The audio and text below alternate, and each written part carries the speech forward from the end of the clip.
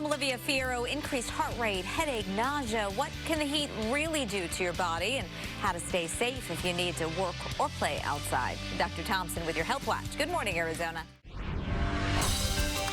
Well, Lena's keeping us healthy, and so are we over here. We don't have to be outside for very long before things can get really dangerous in this Arizona heat. So do you really know the differences between, say, heat exhaustion and heat stroke? What to be on the lookout for, and what's really happening with your body during this extreme heat? Here to answer some of those questions is Dr. Sharon Thompson of Central Phoenix Obstetrics and Gynecology. And it really is, I mean, we'll get emails from viewers saying, it's Arizona, we're used to it being hot.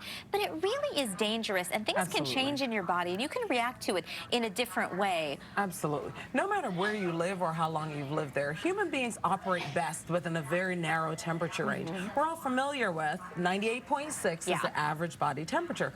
And when the body temperature rises too much beyond that, problems can arise. Okay. And so we definitely want to make sure that we're staying well.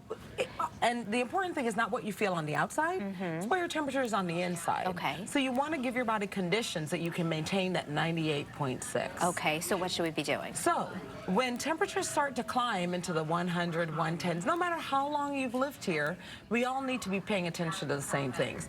Hydration, and also staying cool. Sweating is good. I know in the modern world we don't like to sweat. But it's your body cooling itself off effectively. But sweating is a great way that your body uses to cool you. Okay. So sweating is good. However, you want to keep an eye on how long have you been outside? How long have you been exposed to extreme temperatures? How much fluid are you getting in? Yeah. And if you start getting symptoms like clammy skin, a racing heart, muscle aches, headaches, you may have been in warm temperatures too long, and you want to be in a cool environment. Okay. Because major medical issues like heat exhaustion or heat stroke can occur. Okay. Lately, I've had a lot of friends who their kids have gotten sick. It seems like a flu bug or something, stomach, but they're curious. Could it be the effects of dehydration? They're going off to a camp all day. They're not responsible enough to maybe remind themselves to be drinking the fluids that they need throughout the day. So how can you kind of avoid that or prevent that from happening ahead of time? Sure. So definitely viruses can get us at any time of year, but we definitely want to take precautions to keep ourselves well. Okay. So like I talked about, if you're going to be outside running around a lot, make sure you have lots and lots of fluid, and the best fluid is water. Okay. Fluids like Gatorade and Pedialyte are fine, but plain water is great. Water. Limit your amount of time in extreme heat, because that's the best way to stay away from heat exhaustion or heat stroke. So you don't want to be outside for 3 hours at a time with no time to cool down. So plan cool down times if you have to be out of doors. And then watch for symptoms. Okay. So symptoms like nausea, headache, racing heartbeat, it's time to say, come inside, let's cool down.